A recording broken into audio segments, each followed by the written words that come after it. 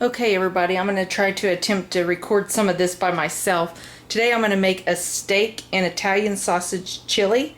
I start by getting sirloin steak and cutting it up into little bitty bite-sized pieces, about like this. The lighting's a little messed up, it's been raining and cloudy, so try to get it where you can see. And I'm going to get a pan and I'm going to get it hot and put some oil in it. Okay, once you get your pan hot with the oil, then you'll go ahead and you'll put your steak into the pot and sear up the meat.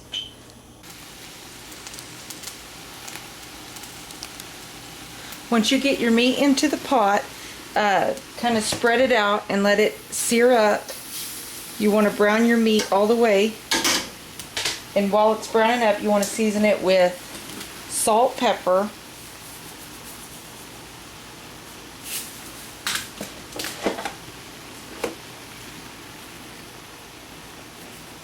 and just chili seasoning you buy at the store. If you don't have chili seasoning, use chili powder and cumin and a little bit of paprika. But I put all that into my steak and then I stir it all up until it's well browned. Okay, once the meat is browned up and hot like this, ooh, I'm fogging up the lens. That's what you want, and let me tell you, that smells fantastic. But once the meat's brown, it's still going to be really tough. This chili takes a while to cook. You have to cook it for a long time and slow, and then the meat will get so tender it'll melt in your mouth. But once we get it browned up, then I'm going to put a beer in it. This is the kind of beer that I use. It's called Miner's or Minor Mishap, and it's a chalk beer, and it's a black lager. It comes in a box and you can get it. It has 6 bottles in it. It tastes smoky and a little bit like Worcestershire sauce. So as soon as I tasted this beer, I thought this would be perfect for chili. So what I'm going to do, I'm just going to add the whole bottle. You can see how dark the beer is too. I'm going to add the whole bottle to the pot of chili. And don't worry about the alcohol. If you've never cooked with beer or wine or anything like that, the alcohol cooks out of it. The beer will reduce and it adds a depth, a tanginess to your chili. So it's actually really good. After I add the beer, then I'm going to add chili ready tomatoes. I'm adding 3 cans to mine, since I'm making such a huge pot. And then after this, you're going to want to let it cook for about an hour to an hour and a half with just these ingredients right here. That way the meat can get tender and you're not overcooking the rest of your ingredients. And then just stir that all together. Sorry, it's hard for me to film and cook at the same time. I'm not used to doing that.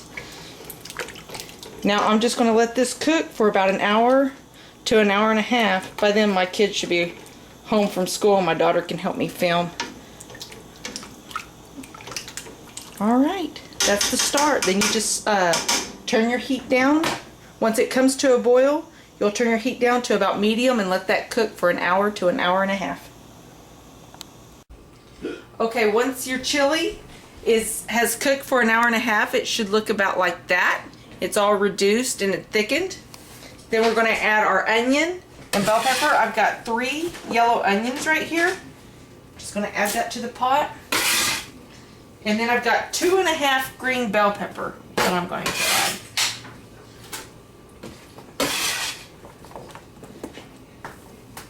Dropping it on the floor.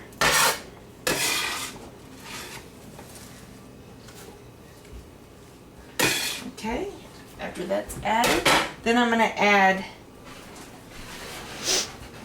2 cans of dark red kidney beans.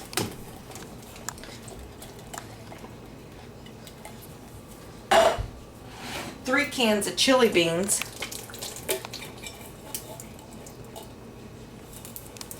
and 1 can of pinto beans.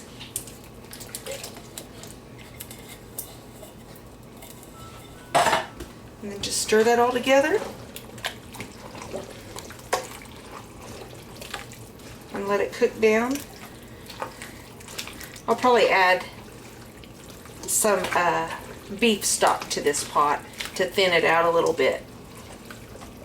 And then while this is cooking down, I'm going to brown up some Italian sausage. Just a little bit, you don't need a lot. And then I'm going to add it to the pot. Once you get your Italian sausage browned up, then you drain the grease off of it.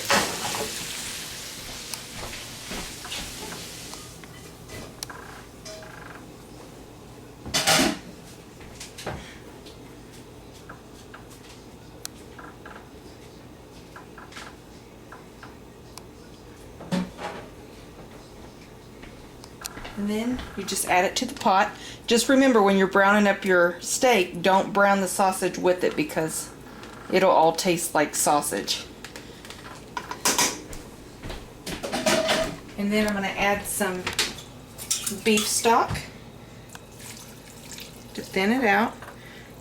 I put about 1.5 cups of beef stock in there. And then I'm just going to mix it all together.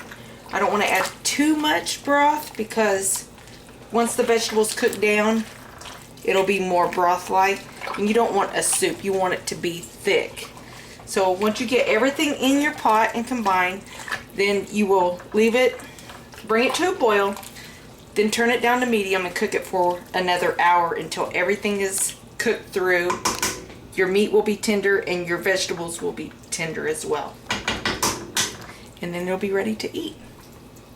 And if you want spicier chili, you can put jalapenos in it. I don't like spicy, so I'm not adding it to mine. This is the chili. It didn't take another hour to cook. It only took about 35 minutes and everything is done. So the next thing to do is just eat it. Okay, here's my taste tester.